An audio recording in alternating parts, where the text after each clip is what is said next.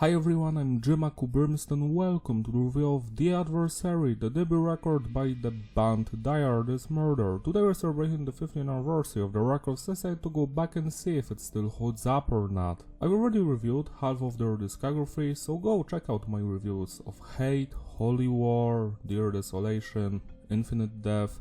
My story with this band is quite simple. I've stumbled upon their music back in 2012. It was a song from the Infinite Death EP, and I was so mesmerized by it that I had to check out the EP and then the Adversary and Hate, and I became their massive fan. So the Adversary is an interesting record for many reasons. Let's start with the lineup. We've got CJ on the vocals. It's his first release with the band. He replaced the dude from Infinite Death EP. Then we have Sean on rhythm guitar, Gary Markowski on lead guitar, it's his last release with the band, and Mick Lowe on the bass, who also quit after this release. And we have Lee on the drums, who was with the band I think until 2017, from what I remember. Because the lineup here is different, the sound of the band is also quite different compared to the next record, Hate. The production here was handled by Toby, and it's tight, it's clean but heavy, no loudness or no clipping, just the way I like it. I love the sound of the drums, the double bass work, all of that stuff.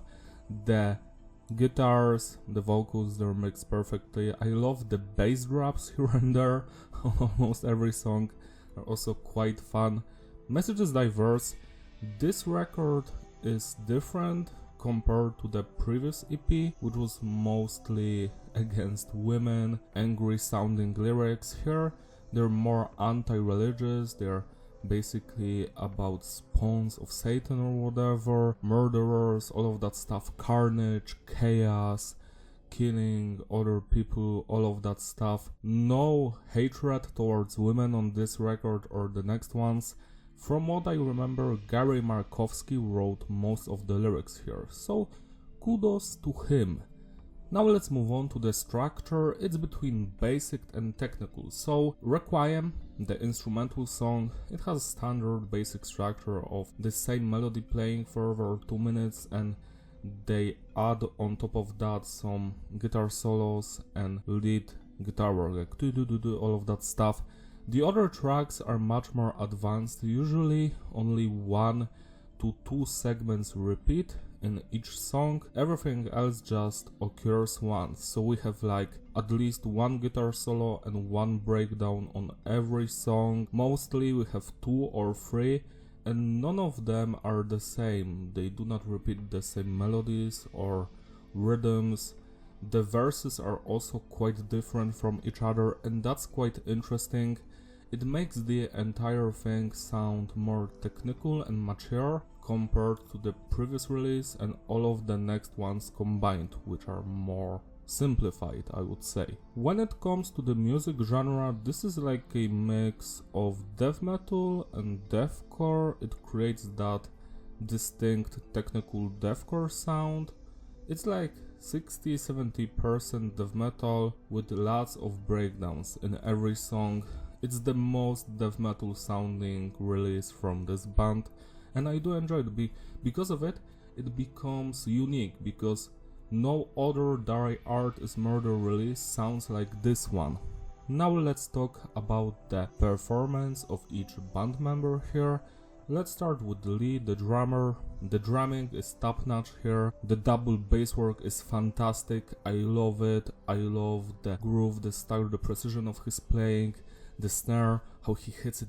Next, the bass work. It's not that audible, it mostly follows the guitars, and we have the bass drops, those are quite fun. Next, we've got the guitar work by Sean and Gary, and I love the crunchy guitar sound, the technical death metal riffs that are mixed with those more simplified breakdown riffs,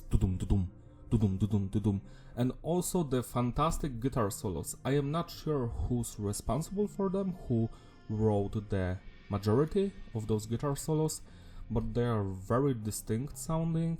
I especially enjoyed the ones on Engineering the Antichrist, Coward's Throne, Flash Oracle, Soldier of Immortality, all those guitar solos. Last but not least, let's talk about CJ and his vocals. He's quite a different singer compared to the previous one. He mostly growls throughout this record, so that's like a change, because on Infinite Death the dude would mostly scream, all of that stuff. Here it's the other way around. He also sometimes screams, but it's like 5 or 10% of the album. Everything is just the same growl, so it does sound great, but there isn't much variety here. It just complements the songs, but it's not something important here. The vocals just sound great. They're not superb or anything like that. Now let's focus on the individual songs. The album opens up with an intro, Unholy Sermons. This is actually not a song. We have some whispers in the background in Latin or Enochian, I am not sure, because I don't understand any word here. It's probably something about blasphemy, demons, Satan, all of that crap. And we have some ambience in the background. This intro, to me, it actually doesn't matter. It's here, it prepares you for what's to come. It's okay, you know, nothing special, it's average to me, 5 out of 10. Soldiers of Immortality, the first real song here. I love the intro, tutum, the build up here, and then the guitar riffs, the vocals of that stuff. But what makes this song for me is the first breakdown. When it hits, you're like, hell yeah. And then we get some cool death metalish melodies here and there. Then the second breakdown happens. It's like 9/11, you know. Sorry for that comment. And then we get a guitar solo, which is fantastic. Yeah, it's a great song. It's not the best on this release, but it's actually quite nice. 9 out of 10. Laceration, Penetration. This one just opens up with a crunchy breakdown. Wow, it's fantastic. Love it. Then we get some death metal chugging melodies, all of that stuff. I love the guitar solo here, the more melodic sections, then another breakdown, then another breakdown, and every breakdown is beautiful. So yeah, this song is a masterpiece to me. I love listening to this one, love coming back to it. 10 out of 10. Furnace of Hate. This song, yet again, the breakdowns are juicy, they're powerful. Some of the crunchy guitar riffs also slap. But it's not a perfect song. To me personally, this is the weakest track on the record, but I still do enjoy the hell out of it.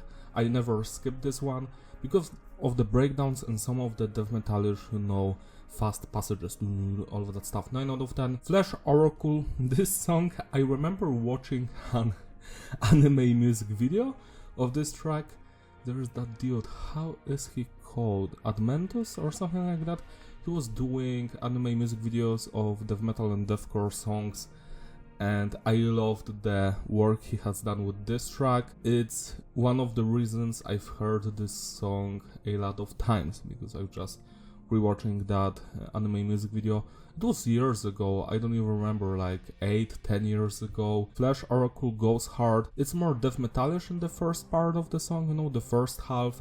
But then the more crunchy breakdowns happen, the beautiful guitar solo, and the outro is fantastic.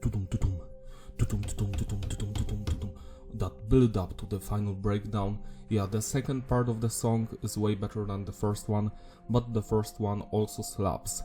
10 out of 10. The Adversary. This song has my favorite breakdowns on the entire record. When the first one happens, I'm like, yeah, and then the second one is even better. Then we have some cool death metalish melodies in the background here and there. So yeah, this one is a highlight of this record, that's for sure. 10 out of 10. Decrepit Purification. What can I say? The breakdown slap, but I love the guitar solo the most from this one. 10 out of 10. The False Prophet. Again, another fantastic song. I love the call out before the breakdown in the middle. Fuck your god. Love all of that stuff. Yeah, this one also doesn't have any weak moment. I enjoyed from beginning to the end. 10 out of 10. Engineering the Antichrist. Love this song. Love it. Especially the guitar solo. This is the best guitar solo on the entire record. It's so juicy, so beautiful, so powerful. It makes the song for me. The song wouldn't be complete without it. 10 out of 10. Requiem, this is my second favorite song here. I love the more melodic approach it has.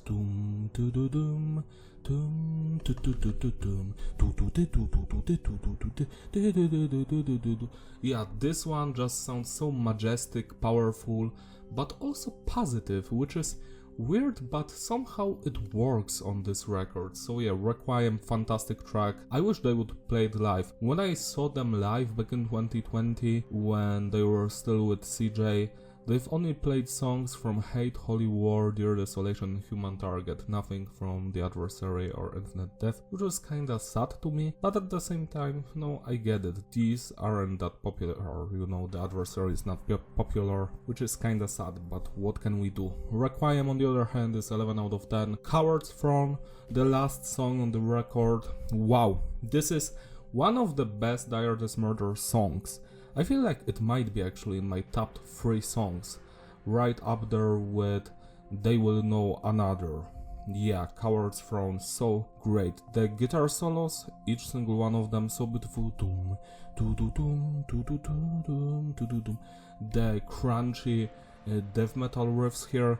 This is the only song on the record where I feel that they've perfected that mix of death metal and deathcore, because every single section here complements each other and it transitions perfectly into the next one and the next one and the next one. I love the vocals. Where is the one you call God? An adversary in the Coward's Throne. Do do doom, do do do. And then the last two breakdowns. Do dum dum, do dum dum dum dum dum dum dum dum. We're all God's spirit. Wow, yeah, that wow on the guitar. Wow, yeah, everything here slaps. This song is a classic. It should be celebrated as such. 11 plus out of 10. To sum it all up, the consistency is stable, the flow is fitting, rapidity. Yeah, it's a masterpiece. I love this record from beginning to the end. It doesn't have any weak songs. The highlights for me are Coward's Throne, Requiem, Laceration, Penetration, The Adversary, Flesh Oracle, The False Prophet, Engineering the Antichrist, and Decrepit Purification. Love everything here, the technical aspect of the record, the memorable guitar solos, the memorable breakdowns, which cannot leave your head. Yeah, this record is special in that sense that it sounds completely different from every other Dire This Murder release. It's probably my third favorite release from them after Infinite Death and Hate. I just have a soft spot for Hate because it's kinda simplistic, in its melodies and breakdowns, but it goes hard as hell. This one, you have to focus while listening to it, but it's worth it. So celebrate the anniversary by spinning this record today. It deserves your love and attention. That's all from me, thank you for watching, don't forget to like and subscribe, follow me on my Instagram, links in the description. Also, if you want, go check out my Patreon, shout out to all of the Patreon supporters who gracefully sponsor these videos so I can make more of them. If you want to see me do more reviews, why not support me as well? That would be cool as hell. So yeah, that's all, see you next time, bye!